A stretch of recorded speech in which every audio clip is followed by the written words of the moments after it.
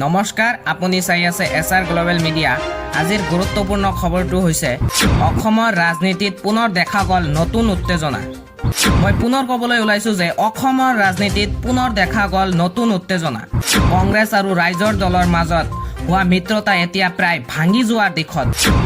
ৰাইজৰ দলৰ সভাপতি অখিল গগৈয়ে স্পষ্টভাৱে জনাইছে যে গৌৰৱ গগৈয়ে কংগ্ৰেছৰ সিদ্ধান্তত দিয়া মন্তব্যৰ বাবে এই মিত্ৰতা আগবঢ়াব নোৱাৰি।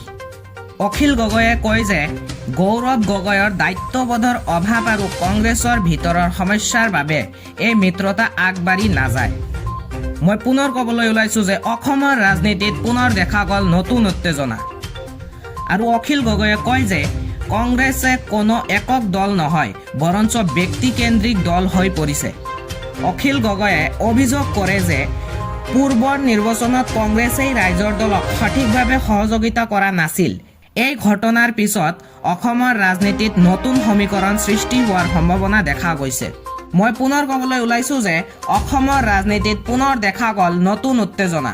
কংগ্ৰেছ আৰু ৰাইজৰ দলৰ মাজত হোৱা মিত্ৰতা এতিয়া প্ৰায় ভাঙি যোৱাৰ দিশত। এয়া আছিল আজিৰ ডাঙৰ আৰু গুৰুত্বপূৰ্ণ খবৰ। আৰু অধিক খবৰৰ বাবে আমাৰ এই চেনেলটো ছাবস্ক্ৰাইব কৰি দিয়ক। ধন্যবাদ।